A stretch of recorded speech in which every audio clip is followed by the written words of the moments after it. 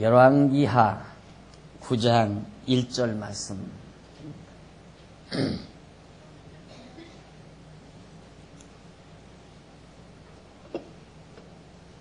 열왕기하 9장 1절입니다. 선지자 엘리사가 선지자의 생도 중 하나를 불러 이르되 너는 허리를 동이고 이 기름병을 손에 가지고 길르앗 라못으로 가라. 거기 이르거든 님시의 손자 여호사밧의 아들 에후를 찾아 들어가서 그 형제 중에서 일어나게 하고 데리고 골방으로 들어가서 기름병을 가지고 그 머리에 부으며 이르기를 여호와의 말씀이 내가 내게 기름을 부어 이스라엘 왕을 삼노라 하셨느니라 하고 곧 문을 열고 도망하되 지체지 말지니라. 그 소년 곧 소년 선지자가 드디어 길르앗 라못으로 가니라. 4절까지 지난 시간에 이 부분을 조금 여러분들에게 소개하고 마무리한 줄 압니다. 또 한 주간 지났으니까 가물가물 다 잊으셨을 겁니다. 이제 다시 한번 기억을 되살리시는 시간이 되어야 되겠습니다. 우리가 지금은 이제 북왕조가 패망하는 과정을 우리들이 살펴야 됩니다. 북왕조가 패망해가는 과정, 그것이 지금 우리가 살펴야 될 중요한 과제인데 그 패망 과정이 8장에서부터 나오죠. 8장 16절로부터 계속해서 북왕조 패망 과정이 나옵니다. 그 주보에도 보면 8장 16절로 17장까지가 바로 북왕조가 패망하는 그런 과정인데, 지난 시간에는 그 과정 속에서 남북왕조의 부패 장면, 남왕조도 부패하고 북왕조도 부패하는 그런 내용 가운데 우선 남왕조가 부패한 장면을 지난 시간 소개해 드렸습니다. 그런데 왜 북왕조가 패망을 하는데 그 패망 과정을 설명하면서 남쪽 왕조가 부패한 내용을 왜 말해야 되는가? 여기에 상당한 뜻이 담겨져 있죠. 이미 여러분들이 들으셨지만은 북쪽 왕조가 패망했으면 북왕조가 여차히 하나님을 배반하고 범죄를 해서 그 결과 북왕조가 패망했다, 이렇게 기록을 하면 되지 않겠습니까? 그런데 왜 북왕조 패망 과정을 설명하면서 구태여 남왕조가 부패한 장면을 소개해야 되는가? 그 까닭은 바로 인과응보의 하나님, 인간이 행한 대로 벌을 받는다는 내용을 말할 것 같으면 남왕조 얘기를 할 필요가 없죠. 북왕조가 범죄해서 망했다, 이렇게 설명을 하면 하나도 하자가 없습니다. 하지만 지금 이제 열왕기 하 8장 이하에 나오는 내용에서 우리에게 전해주려고 하는 핵심 내용은 여호와 하나님께서 정말 언약대로 다윗 왕조를 보호하시는 하나님, 어떠한 경우도 남쪽 유다 다윗 왕조가 타락하고 부패하고 하나님을 배반해도 하나님은 그 다윗 왕조를 버리지 않고 보호해서 그 다윗 왕조를 지키시고 반드시 그 왕조가 영원토록 유지되도록 섭리하시는 언약대로 이루시는 여호와 하나님을 소개하려고 하기 때문에 바로 북왕조가 패망하는 과정을 설명하면서 남쪽 유다 왕조의 부패 장면을 소개하게 된 거라는 뜻입니다. 자, 그래서 지난 시간에는 남왕조가 부패한 장면을 우리가 살폈는데, 오늘은 지난주일 조금 말씀드린 내용과 곁들여서 북왕조의 부패 장면을 소개하려고 생각합니다. 자, 그러면 또 여러분들의 이해를 돕기 위해서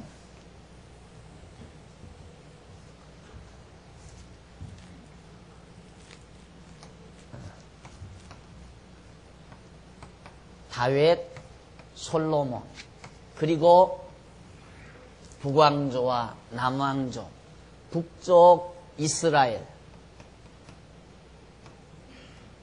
이스라엘과 남쪽 유다. 그런데 지금 현재 우리가 지난 시간에 살펴본 내용은 바로 아합의 아들 요람,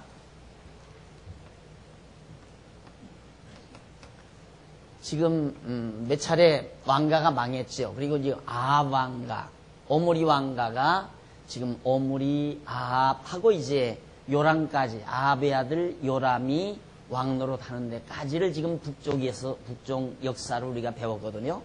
그런데 그 무렵에 이제 요람이 결국 하나님께서 그 이전에 요람의 아버지 아합 왕이 패역하고 부패하고 그래서 너는 망한다.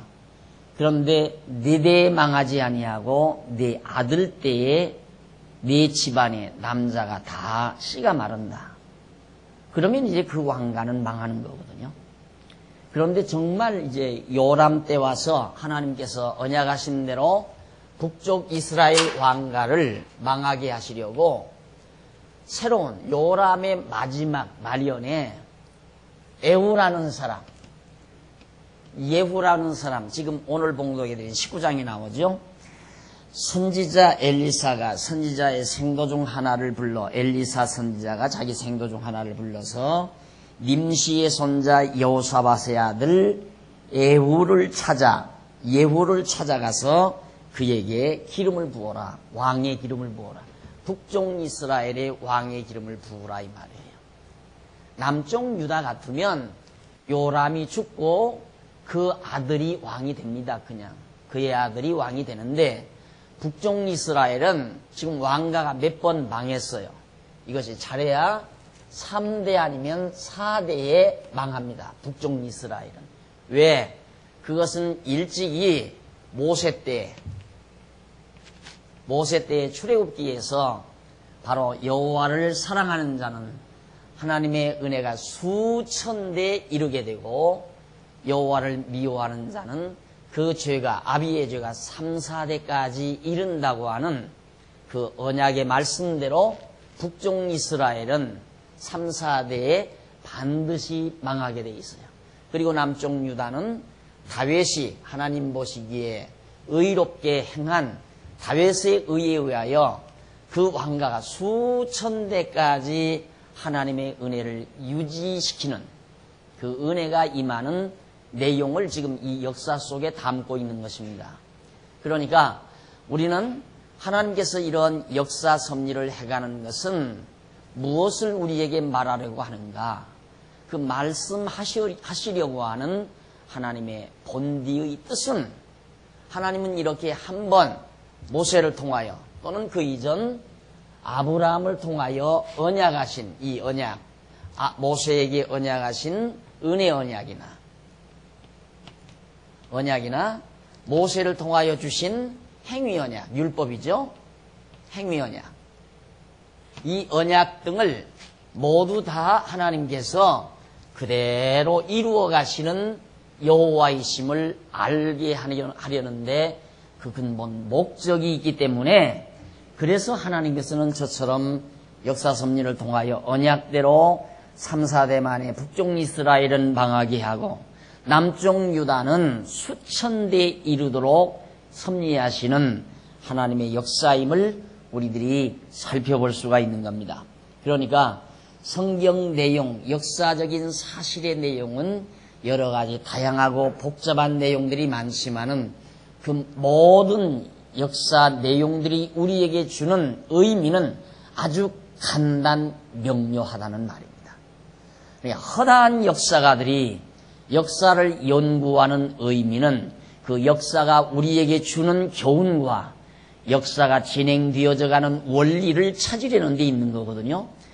역사가 어떤 원리에 의해서 진행되어진다면 역사가 우리에게 주는 의미는 간단명료할 거라고 하는 가정에서 역사가들이 역사학을 연구하지만 그걸 못 찾는다 이 말입니다. 그걸 찾지를 못해요. 허다한 역사가들이 한평생 머리가 파뿌리 되도록 연구실에 들어가 앉아서 역사가 주는 의미를 찾기 위하여 역사 진행의 원리를 발견해 보려고 온갖 노력을 다하고 일생을 바쳐서 투자하지만 그 역사의 진행 원리와 그 역사가 주는 간단명료한 의미를 못 찾는다 그 말이죠. 그러나 우리는 너무 간단하잖아요. 이렇게 아브라함 때부터 지금 현재 북쪽 이스라엘 에우시레까지 역사가 지금 진행된 거거든요. 이런 역사가 진행되어져 가는 원리는 무엇이고 그 진행된 역사가 우리에게 전달해주는 간단명료한 의미는 도대체 무엇인가? 그걸 찾기 위해서 우리가 지금 몇 년에 걸쳐서 계속해서 성경에 소개된 역사를 지금 상고해 가는 거라 말입니다. 그 의미를 이제는 우리는 뚜렷하게 분명하게 찾고 발견하는 시점에 와 있는 것입니다. 왜 북쪽 이스라엘이 멸망한다는 과정을 설명하면서 남쪽 유다의 부패를 무엇 때문에 언급해야 되는가? 아까 말씀드렸잖아요. 그 이유는 남쪽 유다는 이렇게 부패해도 멸망하지 않지만 북쪽 이스라엘은 부패하니까 하나님께서 멸망시켰다 이 말이에요. 왜 그랬는가? 그 이유는 바로 모세에게 언약하신 행위 언약대로 은혜를 베풀어 수천 대 이루게 하고 여호와 하나님을 사랑하는 자에게는 수천 대 은혜를 베풀게 하고 여호와를 미워하는 자는 3, 4대 그 아비의 죄를 3, 4대에 이루게 해서 망하게 하겠다 하는 그 언약의 말씀대로 이루어가는 과정이라 이 말이죠. 그러면 그 언약을 왜 그렇게 이루어가는가? 간단하다고 그랬잖아요. 하나님은 언약하시고 언약대로 이루시는 여호와이시라는 사실을 우리에게 깨닫게 하기 위해서 그렇게 간단명료한 의미를 이 복잡하고 다양한 역사 내용들이 우리에게 주고 있는 것이다. 그러니까 여러분들은 역사가가 된 거예요. 사학자가 된 거라 이 말입니다. 허다한 지금까지의 온갖 석학들이 역사학을 연구해서 역사 진행의 원리와 그 의미를 파악하려고 노력했지만 찾지 못하고 그냥 그대로 아쉬움을 남긴 채 이 세상을 떠난 석학들이 수없이 많지만 여러분들은 지금 대단한 석학이 되신 거예요. 역사의 진행 원리와 그 다음 그 역사 내용이 우리에게 주는 진정한 간단명료한 의미를 우리가 파악할 수 있다는 것은 사학자들이 찾으려는 내용들이었다 이 말이죠. 이걸 하나님 여호와를 모르고는 여호와 하나님을 알지 못하고는 아무도 찾을 수가 없습니다. 그래서 솔로몬은 여호와를 경외하는 것이 지식의 근본이라. 지혜의 근본이고 지식의 근본이다 이 말입니다. 여호와 하나님을 아는 것이 지식의 근본. 여호와 하나님을 알면 역사도 분명하게 해석할 수 있는 역사의 진행 원리와 그 내용 자체가 우리에게 주는 간단명료한 의미를 찾아낼 수 있다는 얘기죠. 왜? 하나님 여호와를 아는 지식의 근본 뿌리가 있기 때문에. 그래서 고도의 학문이에요. 성경이라는 것은 아주 고도의 학문. 그래서 종교라는 말 아닙니까? 종교. 이 종교 최고의 가르침이라 이 말이거든요. 종교 다음에는 대학이지요. 대학. 큰 배움. 그런데 이것은 대학, 큰 대자보다도 종자가 더 높은 거 아니에요. 가장 바로 최고봉이니까. 그래서 대종이라는 말도 많이 하죠. 크고 높은 것, 최고. 그래서 종교 이 말은 바로 대학 위에 최고의 가르침. 그래서 이 기독교 성경이야말로 최고의 학문, 최고의 진리의 정수를 우리에게 전해주는 산 진리의 전당이다. 그래서 교회는 진리의 터요 기둥이다. 그렇게 사도 바울이 언급한 것은 너무도 분명한 표현이라고 그렇게 생각을 합니다. 자, 그러면 이렇게 하나님께서 이런 역사 섭리를 통하여 지금 당신이 여호와이심을 드러내시는 섭리 가운데서 이제 지금 에후에게 기름을 부으라고 선지자 엘리사가 자기 생도에게 말을 해서 가가지고 이 에후라는 사람에게 기름을 부었어요. 기름을 붓고 도망쳐나온. 이게 바로 반역하는 거나 다름이 없는 거야. 선왕 요람이 아직도 살아있는데 에후에게 내가 왕이 되나 딴 왕가가 아닌 다른 집안 사람에게 기름을 붓는다는 것은 나라 뒤엎으라 그 말이거든요. 그러니까 기름을 붓고 빨리 도망쳐 나온 거라 이 말이죠. 그래서 바로 5절 저가 이르러 보니 군대 장관들이 앉았는지라 소년이 가로되 엘리사가 보낸 소년이죠. 가로되 장관이여 내가 당신에게 할 말씀이 있나이다. 에후가 가로되 에후가 장관인데 이스라엘 장관인데 우리는 모든 사람 중에 누게 하려느냐. 가로되 장관이여 당신에게니이다. 에후가 일어나 집으로 들어가니 소년이 그 머리에 기름을 부으며 이르되 이스라엘 하나님 여호와의 말씀이 내가 내게 기름을 부어 여호와의 백성 곧 이스라엘의 왕을 삼노니 너는 내 주 아하브 집을 치라. 네가 왕이 됐으니까 아하브 집이란 말은 여기를 말하는 거거든요. 아합과 여호사밧과 요람 이게 돼. 여호사밧과 아합과 요람 이런 집안 왕가의 집안을 다 쳐버려라. 죄송합니다. 아합과 아합의 왕가를 치라.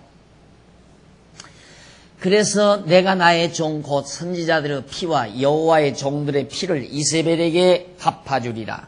아합의 온 집이 멸망하리라. 이세벨에게 다 갚으면 아합의 온 집이 다 멸망한다.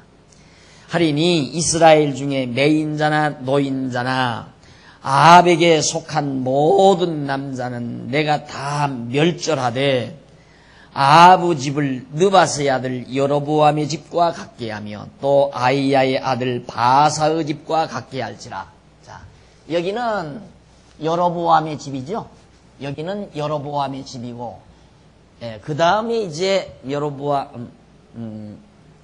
여로보암의 집과 같게 하며 또 아이야의 아들 바사의 집, 바사의 집. 여기는 바사의 집이다. 여로보암의 왕가, 바사의 왕가.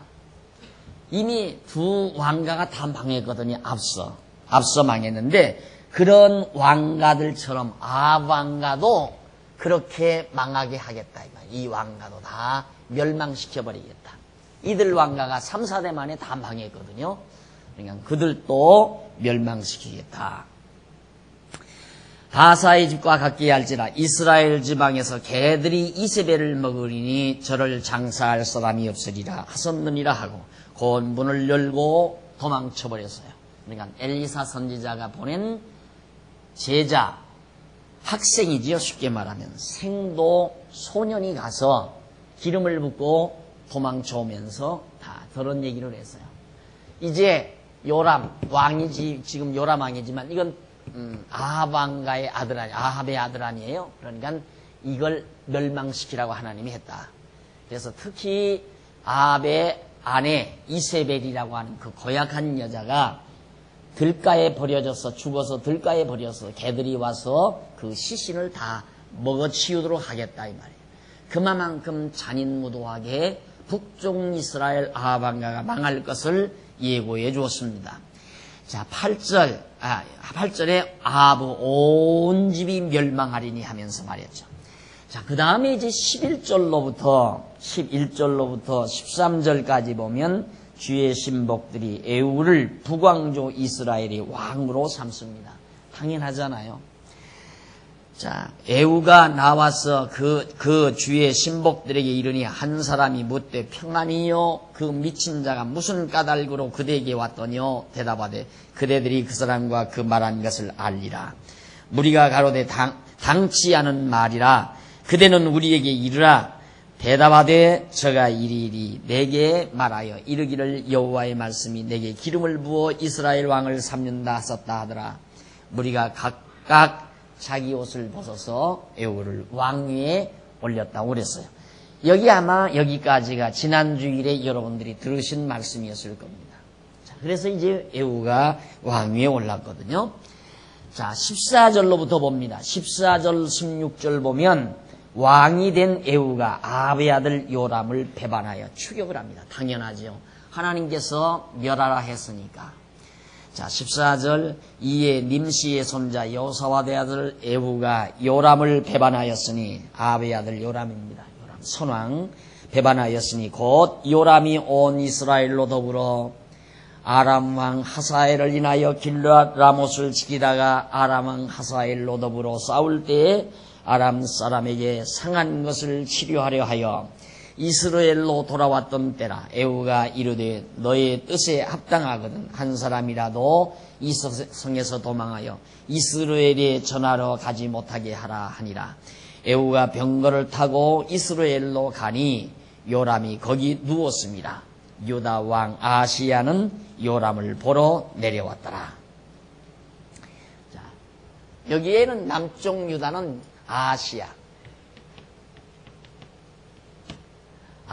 남쪽 유다 왕이 아하시야. 그래서 요람과 아하시야 사이가 바로 이 처남남매지간이라고 그랬죠. 이렇게 해서 이제 장인하고 사위인가?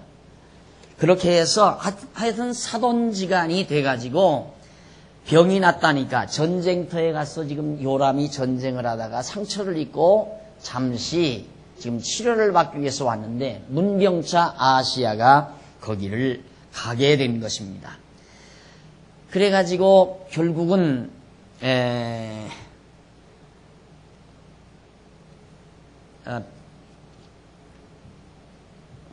요람이 거기 누워서 문병하러 아하시야가 왔는데 17절 이스라엘 망다에 파수꾼 하나가 섰더니 에후의 무리의 오는 것을 보고 가로되 내가 한 무리를 보나이다 하고 이제 그 파수꾼이 이야기를 하니까 그 어떤 자가 오느냐 하니까 결국 19절 이하에 보면 다시 한 사람을 말을 태워 보내었더니 저희에게 가서 가로되 왕의 말씀이 평안이냐 하시더니 하매 에후가 가로되 평안이 네게 상관이 있느냐고 내 뒤로 돌이키라 하니라. 파수꾼이 또 가로되 저도 저희에게까지 갔으나 돌아오지 아니하고 그 병거 위에 모는 것이 님시의 손자 에후의 모든 것 같이 미치게 모나이다.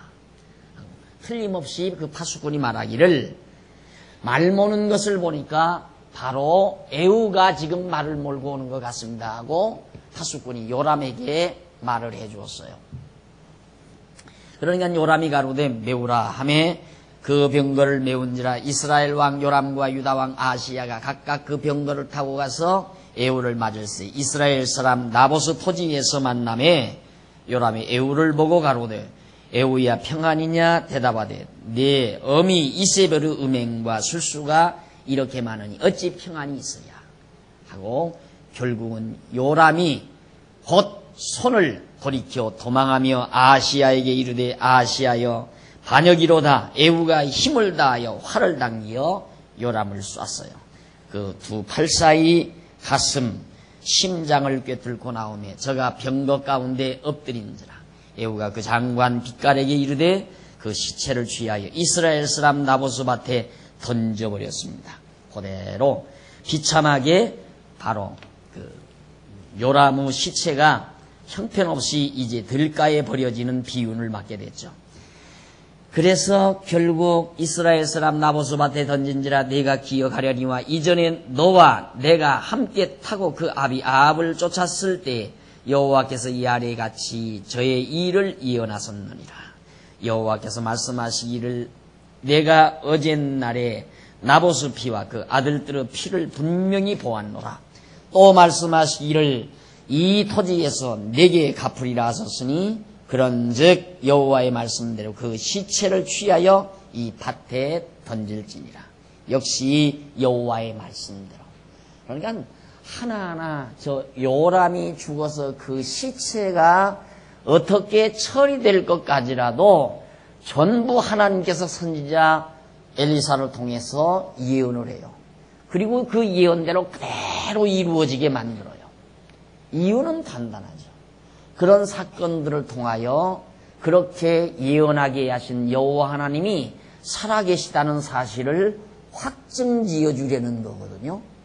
하나님 여호와가 살아계시지 않다면 어떻게 말한 그대로 이루어지느냐 이 말이죠. 이제 요람이 죽어서 그 시체가 밭에 버려진다. 그렇게 예언했는데 아니 지금 군왕으로 당당하게 왕으로서 이스라엘 왕으로서 왕궁에 힘을 주고 앉아있는 요람에게 네 시체가 엘리사가 그렇게 예언했잖아요. 너 시체가 이제 죽어서 밭에 버려진다.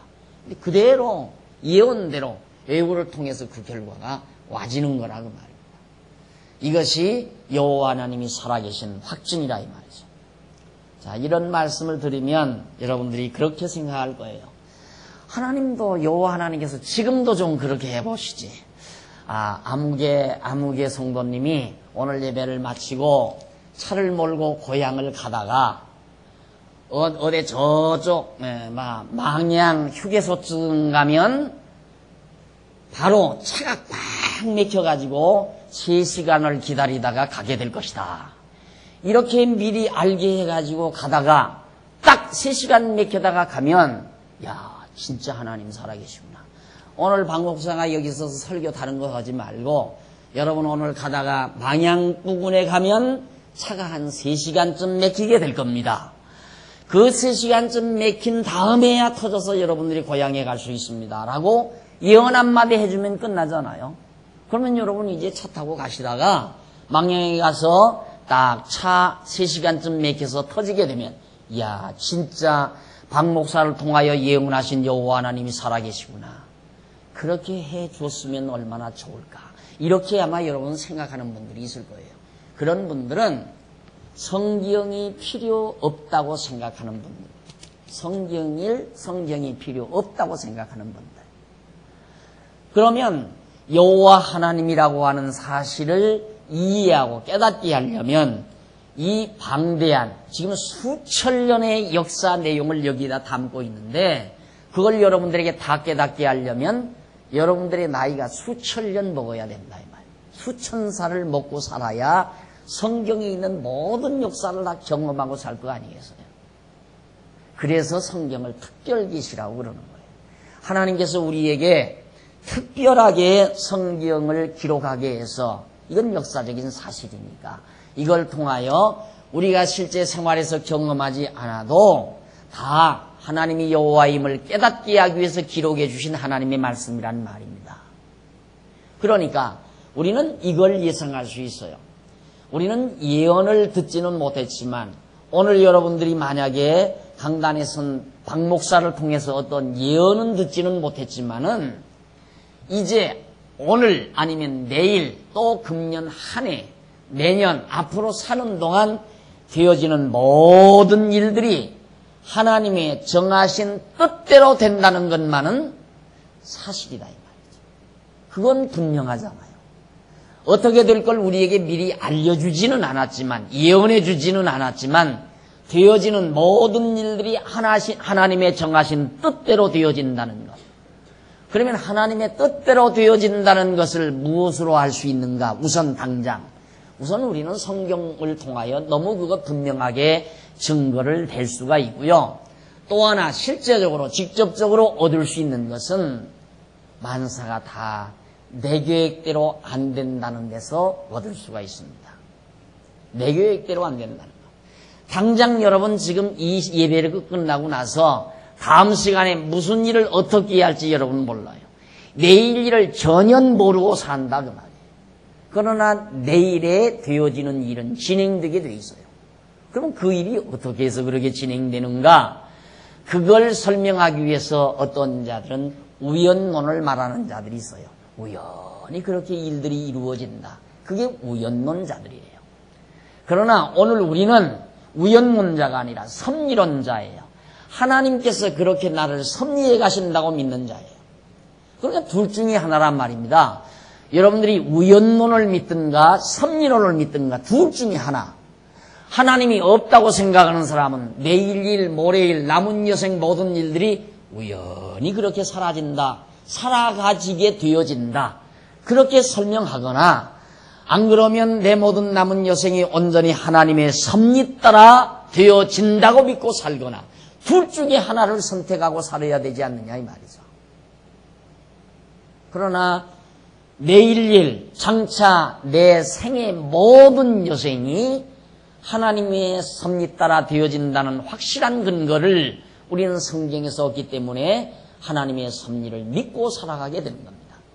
그러나 하나님을 모르는 자들은 답답한 거예요. 우연히 모든 일이 이루어지기 때문에 어떻게 될지 모르니까 답답하고 안타까운 거죠. 그래서 혹시라도 누가 알 수 있을까 해서 점을 치는 사람들은 이 점 치는 사람들 점술 이제 구정 이 정초에는 되게 점을 많이 치잖아요. 뭐 사주도 보고 뭐 또 뭐야 뭐 팔자 같은 거 보는 거 뭐 책 들춰보고 하는 거 이거 많이 보는데 이 사람들은 이제 어떤 견해를 가지느냐면 필연론과 우연론, 필연론과 우연론 둘이 있는데 우연론을 주관하는 사람들은 점칠 필요가 없어요. 우연히 이루어지는데 점쳐서 하나요? 그러나 필연론을 말하는 사람들은 점을 치죠. 내 인생이 뭔가 모르게 확정돼 있다. 그렇기 때문에 장차 어떻게 될 것을 점쟁이가 안다 이거죠. 그게 필연론을 말하는 사람이에요. 그런데 우리는 어떻게 보면 필연론과 같은 것으로 이해되지만 천만의 말씀입니다. 필연론하고 우연론하고는 다를 뿐만 아니라 우리가 말하는 섭리론은 전혀 달라요. 이것은 무신론에서 나와요. 무신론. 하나님이 없다고 말하는 무신론자들이 필연론과 우연론을 말해요. 그러나 우리는 유신론, 하나님이 계시다고 하는 유신론자들의 섭리론이죠. 우리는 섭리론은 뭐냐면 섭리의 주관자가 계세요. 그 하나님이죠. 근데 필연론은 주관자가 없어요. 필연론은 주관자도 없을 뿐만 아니라 또 목적도 의미도 없어요. 그냥 일이 그렇게 필연적으로 이루어진다 이 말이에요. 이게 소위 조금은 깼다고 하는 사람들의 두뇌에서 나오는 말인데 그게 뭐냐면 바로 헤겔의 정반합의 원리에 의한 것입니다. 그러니까 정이 반을 낳고 반이 합을 낳고 합이 다시 정을 낳고 정이 원인이 돼서 반을 낳고 반이 원인이 돼서 다시 또 합을 낳고 그래서 정반합의 원리에 의해서 역사가 진행된다. 그러니까 그건 필연적으로 그렇게 돼 있는 거죠. 그러니까 어떤 사건 자체가 오늘 일어난 사건이 원인이 돼서 내일이 이루어지고 내일이 이루어진 사건이 원인이 돼서 모레일이 이루어진다. 그런 뜻이에요. 그러니까 반드시 그렇게 되어지게끔 돼 있다 이거죠. 그게 필연론이에요. 그러니까 이것은 누가 주관자가 없어요. 또 목적도 없고 의미도 없는 거예요. 이 필연론이나 우연론은 아야 이건 어떻게 될지 전혀 모른다. 우연히 모든 일이 이루어져 간다고 하니까. 그러나 우리는 섭리론자예요. 역사의 주관자이신 하나님이 목적과 의미를 두고 분명하게 역사를 진행시켜 간다. 그러니까 역사 해석이 가능한 거죠. 오늘 제가 역사를 해석하고 있잖아요. 왜 이 역사 해석이 가능한가? 하나님께서 역사 섭리를 해나갈 때 목적과 의미를 두고 역사를 섭리해 가시니까 그걸 해내면 역사 해석이 되는 거죠. 그래서 여러분 필연론자나 우연론자는 무신론자들이에요. 그러나 오늘 하나님을 경외하는 우리들은 섭리론을 믿고 사는 거예요. 자, 하나님께서 에후를 통해 요람에게 장차 되어질 일을 미리 예고해 놓으시고 그 예고대로 역사 현장에서 그대로 이루어지도록 섭리하시는 것은 하나님이 역사의 섭리자, 주관자라고 하는 것을 우리에게 웅변으로 말해줄 뿐만 아니라 여호와 하나님이 살아계셔서 바로 당신이 언약대로 이루어 가시는 여호와이심을 우리에게 깨닫고 그를 경외하며 섬기게 하시려는 구체적인 목적과 의미를 안고 역사를 섭리해 가시는 것이다 하는 얘기입니다. 그래서 오늘 우리들이 지금 옛날 옛적 수천 년 전에 이루어졌던 역사를 우리가 이 아침도 살피고 있는 겁니다. 제일 딱딱한 강의가 역사 강의 아니에요. 대학에서 역사 교수 인기 없어서 밥을 못 먹는데요. 그래서 인문학과가 영 인기가 없잖아요. 역사 교수 해봤댔자 학생이 청강을 안 하니까 학생이 없으면 폐강되잖아요. 폐강이 돼버리면 교수라고 하는 자리가 흔들려버리고 마는 거죠. 학생이 들어가요. 왜? 따분하니까. 뭐 옛날 누군가가 무슨 일을 했고 뭔 업적을 세웠고 몇 년 연도나 외우고 사건이나 기억해야 하는 그 따분한 일을 왜 하겠어요? 지금 스릴 있고 박진감 넘치는 사건들이 너무너무 많은데 젊은이들에게. 그래 역사 재미가 없어요. 그런데 하필이면 왜 오늘 이 주일 아침 오랜만에 일주일 만에 부지런히 엿새 동안 직장에서 피곤한 몸 가지고 쉬는 이 시간 나오셨는데 왜 박 목사는 옛날 역사를 말해야 하는가 이 말이에요. 이유는 간단하다 이 말이에요. 역사를 섭리하시는 하나님께서의 역사 섭리의 목적과 의미를 우리들이 파악해서 내 지난날의 역사도 해석이 되고 앞으로 살아갈 미래사도 걱정 근심하지 말고 하나님을 의지하고 당당하게 살아갈 수 있는 힘을 얻기 위해서. 이것이 바로 이스라엘 역사를 살피는 우리들의 의도인 것입니다. 자, 그렇게 해서 결국은 에후가 형편없이 망하게 됩니다. 형편없이 망하게 되는데 거기 한번 27절 유다왕 아하시야가 이를 보고 동산 정자길로 도망하니 에후가 쫓아가며 이르되 저도 병거 가운데서 죽이라 하며 니블루암 가까운 구루비탈에서 치니 저가 무기토까지 도망하여 거기서 죽은지라. 그 신복들이 저를 병거에 싣고 예루살렘에 이르러 다윗성에서 그 열조와 함께 그 묘실에 장사되니라. 비참하게도 아하시야도 에후와 요람과 함께 같이 죽어버리고 말았습니다. 그런데 아하시야는 이제 남쪽 유다 왕이니까 예루살렘으로 그 시신이 실어져 가고 똑같은 왕인데 왜 요람은 밭에 버리워지고 아하시야는 조상의 무덤이 있는 곳으로 가는가 이 말이에요. 그것도 신기하잖아요. 똑같은 왕이니까 이놈들이 나를 죽이려고 달겨든 인간들이구나 하고 요람을 죽여서 밭에 던졌으면 아하시야도 죽여서 당연히 들에 던져버려야죠. 너도 개들의 밥이나 되라.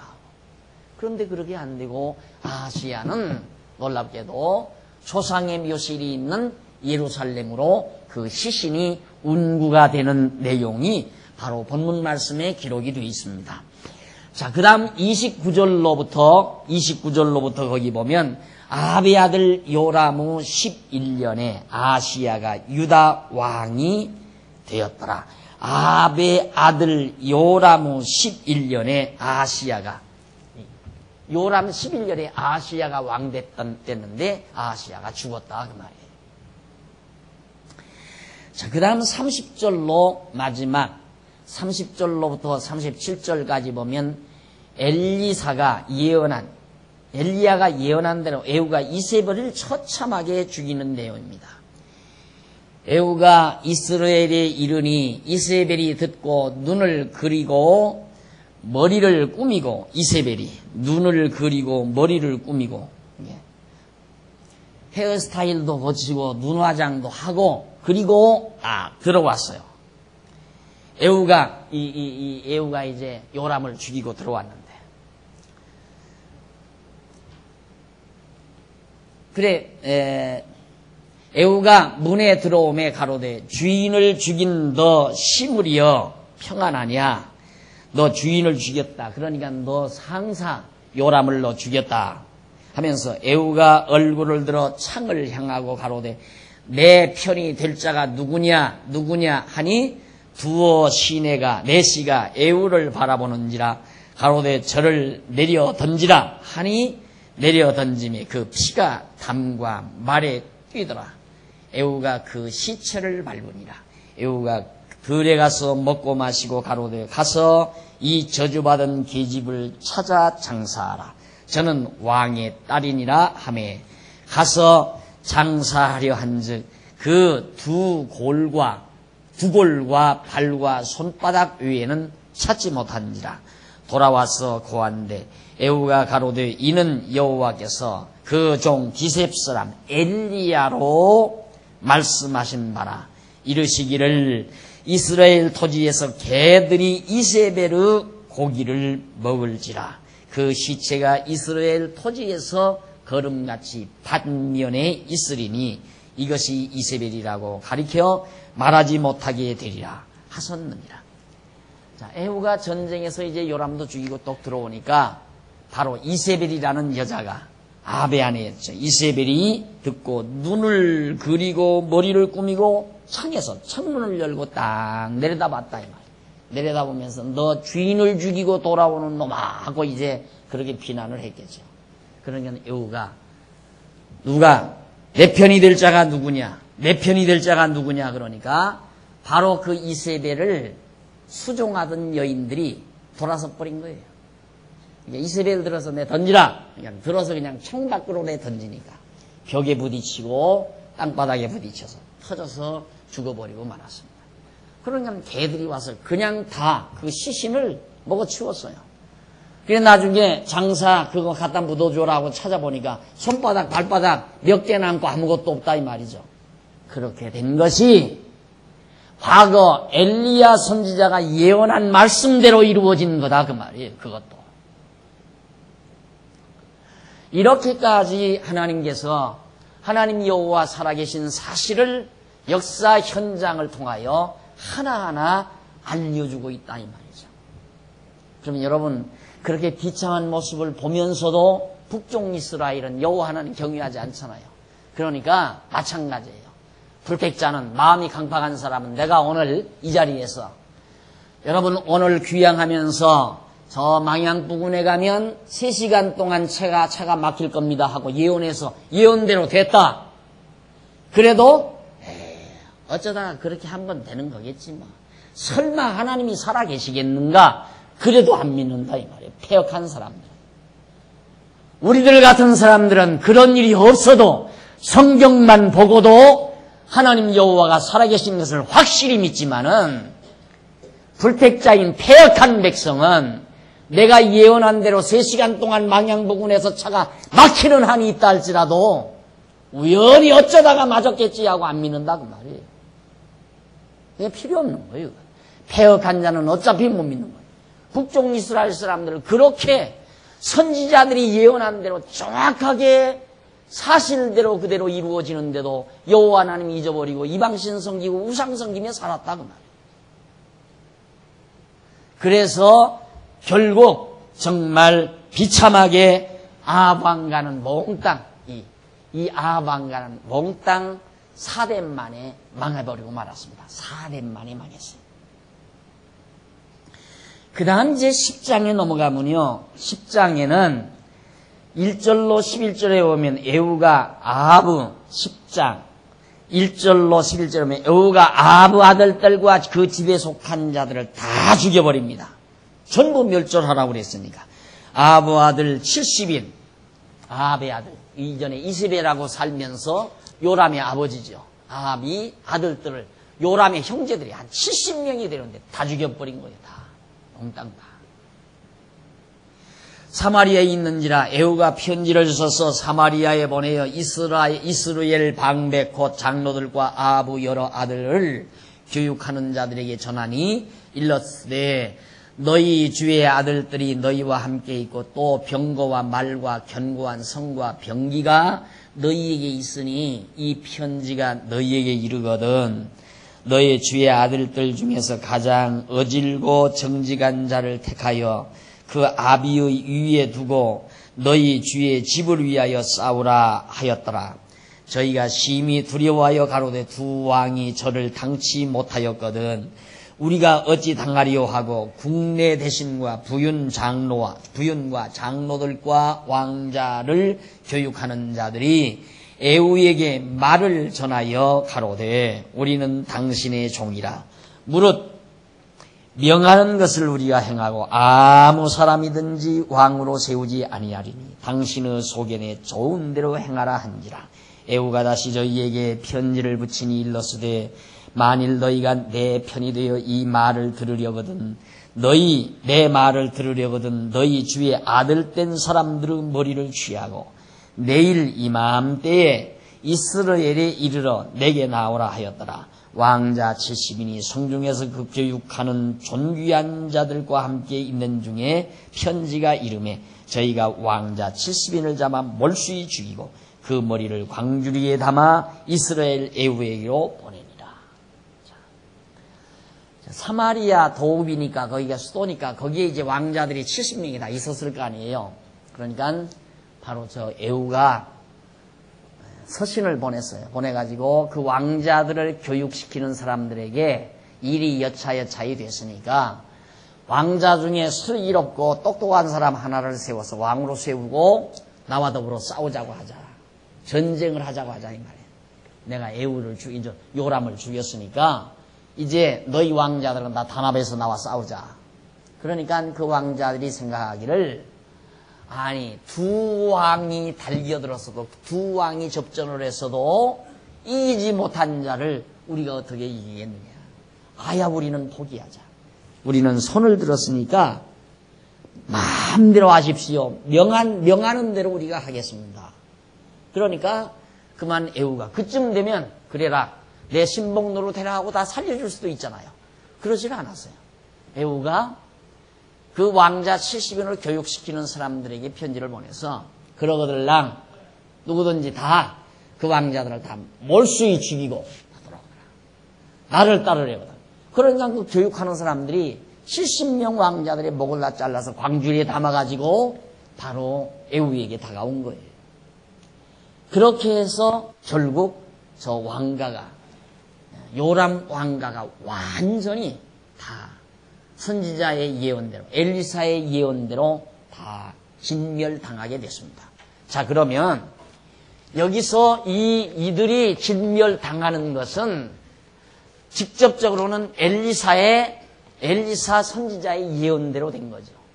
그러나 더 나아가서는 하나님께서 모세를 통하여 3, 4대에 이르게 하겠다고 하는 예언대로 된 거라 이 말입니다. 더 나아가서는 근원적으로 뿐만 아니라 더 근원적으로는 모세의 예언뿐만 아니라 모세에게 주신 언약의 말씀뿐만 아니라 아브라함의 아들 이삭의 아들 야곱이 자기 아들 유다에게 네 왕위는 영원하리라. 유다에게서는 왕의 떠나지 않는다. 언약하신 말씀이란 말이에요. 유다에게 이때 야곱이 유다에게 이때 하신 언약대로 이 남쪽 유다는 계속해서 유지되지만 북쪽 이스라엘은 3, 4대 만에 망하니까 이 언약대로 이루어지기 위해서 이것이 망하는 거예요. 북쪽 이스라엘이 망하는 거예요. 그러니까 아주 근원적으로는 야곱을 통해서 유다에게 언약하신 말씀대로 이루시는 하나님의 섭리고 더 나아가서는 하나님의 영원하신 작정 섭리에 의해서 모든 역사가 진행되어져 가는 것이다. 그런 뜻입니다. 그래서 남쪽, 북쪽 이스라엘 요람 왕가가 그렇게 멸망당한 것은 하나님의 즉흥적인 그때 즉흥적인 섭리가 아니라 만세전, 창세전에 계획된 그 당시에 계획된 작정된 하나님의 뜻대로 왜? 당신이 여호와이심을 드러내기 위한 당신의 능력의 영광을 드러내기 위한 계획대로 모든 역사가 진행되어져 가는 것이다. 그래서 결국 이세벨도 처참하게 죽고 그 아들들 70인도 다 죽어버립니다. 12절로 14절에 다 죽었죠. 그 다음 15절로 17절에 오면 에후가 여호나답을 영접하고 아합에게 속한 자를 다 죽여버립니다. 14절, 15절, 거기 보시면, 에후가 거기서 떠나가다가 레갑의 아들 여호나답이 맞으러 오는 것을 만난지라. 이제 예후가 왕이 됐다는 말을 듣고 여호나답이라는 사람이 왕을 맞으러 나오는 거예요. 그 안부를 묻고 가로되 내 마음이 네 마음을 향하여 진실함과 같이 네 마음도 진실하냐? 여호나답이 대답하되 그러하니이다.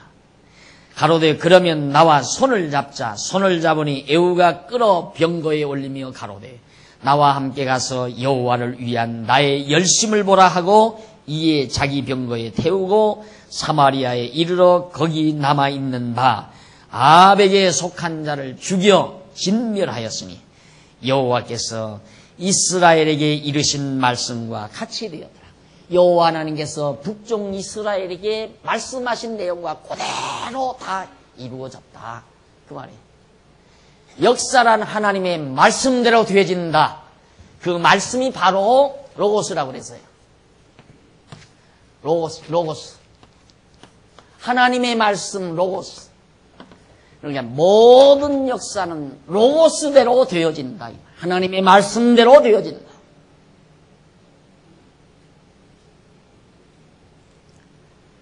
자, 이렇게 해서 정말 완전하게 이제 그 아합의 왕가가 진멸을 당하는데 재미난 부분 하나가 있는데 거기 15절 중반절에 보면 여호나답이 이제 에후를 맞으러 왕이 되니까 에후를 맞으러 오잖아요.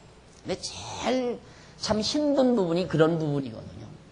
그래서 힘들지 않은 부분은 어려웠을 때 곁에 있는 것. 그건 힘들지 않죠.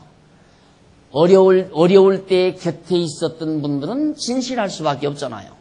그런데 이미 힘을 얻었을 때 찾아오는 분은 제 진실한지 거짓인지 그거 분별하기가 힘들다 이 말이에요. 그러니까 에후도 그게 걱정인 거예요. 예? 자기가 왕이 아니었을 때는 찾아오지 않던 갑작스러운 이 여호나답이 자기가 왕의 자리에 앉아서 이제 이들을 죽이고 승리하고 돌아오니까 그때 찾아오니까 이거 기회주의자 같으면 곤란하잖아요. 안 그래요? 그러니까 너 진실하냐? 정말로 너 진실하냐 그 말이에요. 진실합니다. 진실하면 올라오라. 그래서 데리고 가서 함께 마지막 모든 잔민들, 그러니까 아합의 잔민들을 다 처치해버리는 것. 그래서 지혜롭게 세상을 사는 분들은 어린 시절의 동료, 또 어려웠을 때 사귀었던 친구, 이 친구들을 버리는 건 바보죠. 자기가 성공했을 때 사귀는 친구는 참 쉽게 고르면 안 됩니다. 쉽게 고르면 안 된다 이 말이죠. 그래서 이 정말 에후가 이 여호나답을 맞이하는 이 순간에도 진실하냐? 네 마음이 정말 진실한가라고 묻는 것은 매우 우리에게 흥미를 끄는 부분 중에 하나입니다.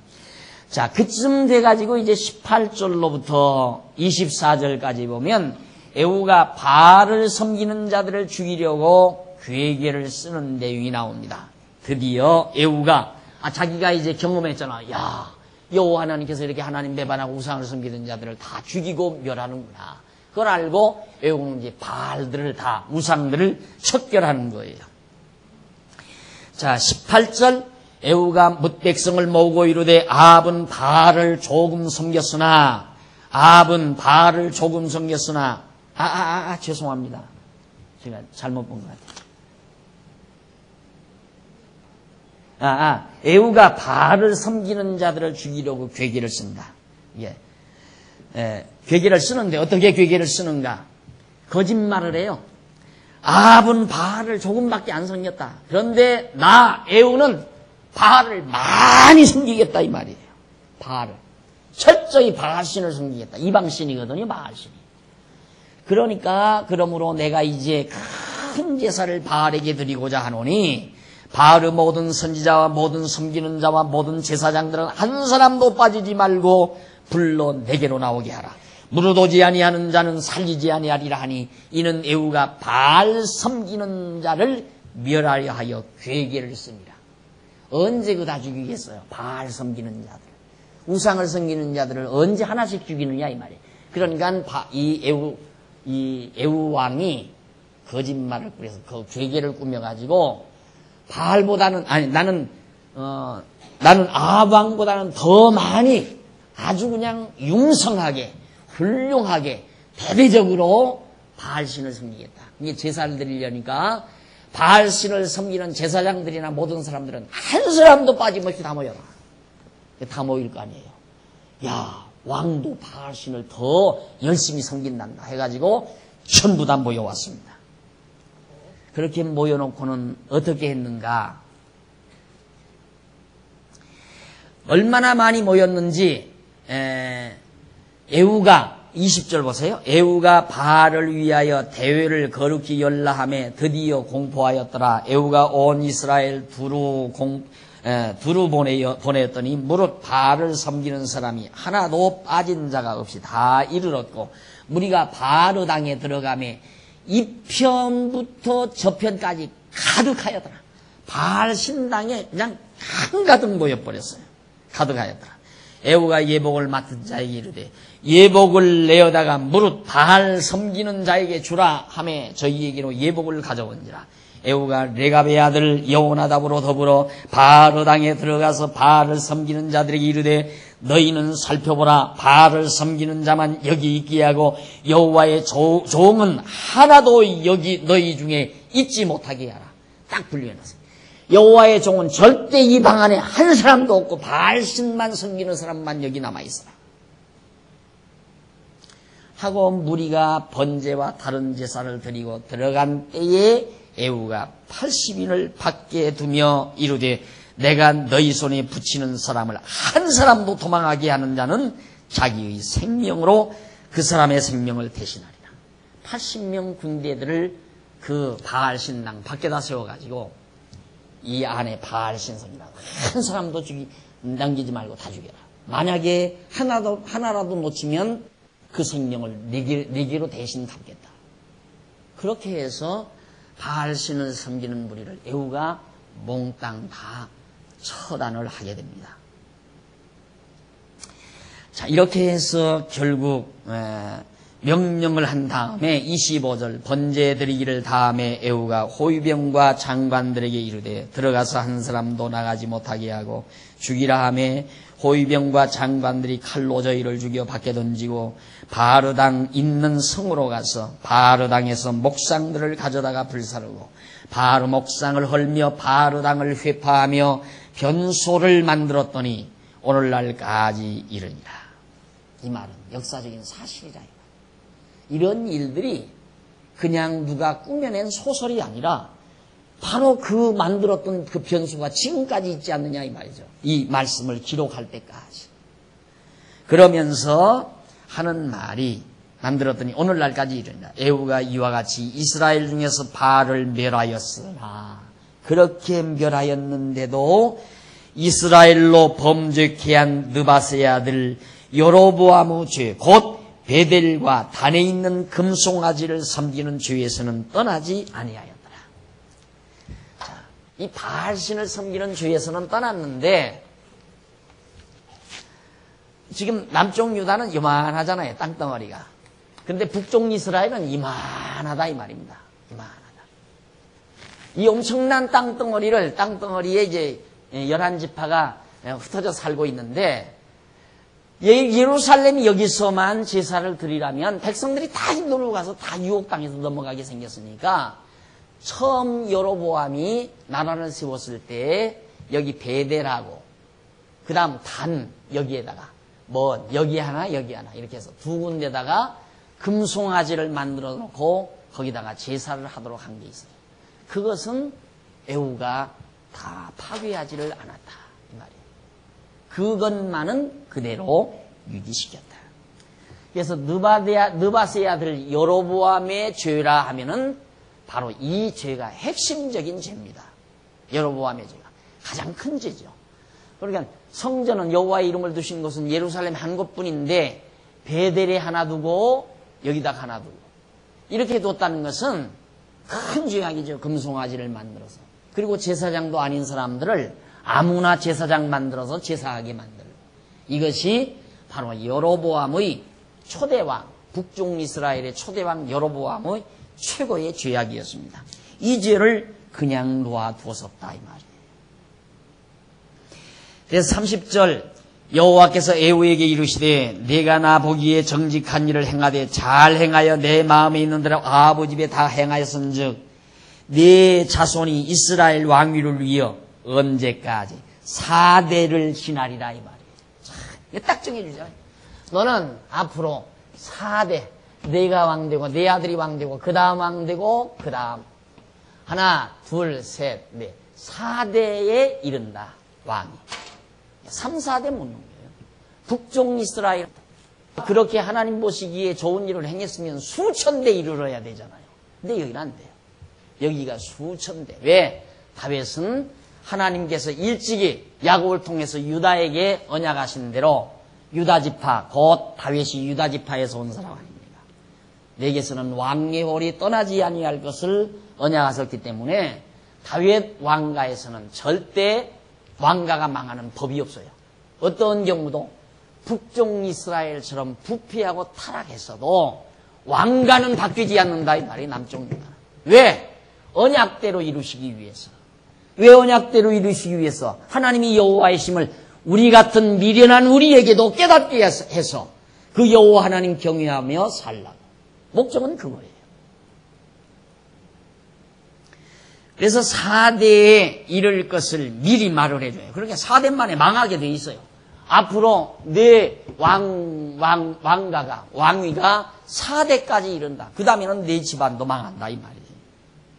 여호와께서 여기 이르시되 4대 지나리라 하시니라.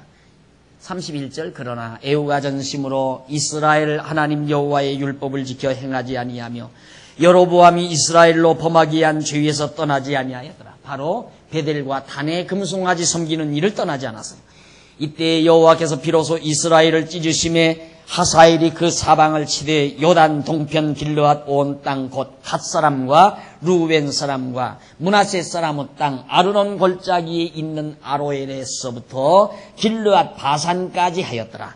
에후의 남은 사적과 무릇 행한 일과 모든 권세는 이스라엘 왕 역대지약에 기록되지 않은 역사책이죠.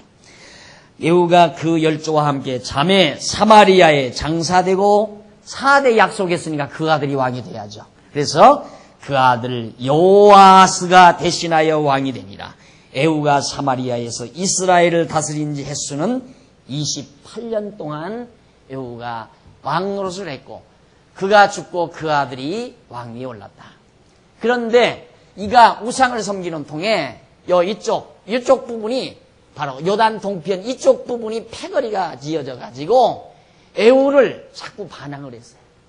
이런 사건이 그가 다스리던 시기에 있었고, 그렇지만은 에후는 28년 동안 무사하게 나라를 다스리다가 죽고 하나님의 언약대로 그 아들이 이어서 이스라엘의 왕이 되는 내용을 오늘 여러분에게 소개해 드렸습니다.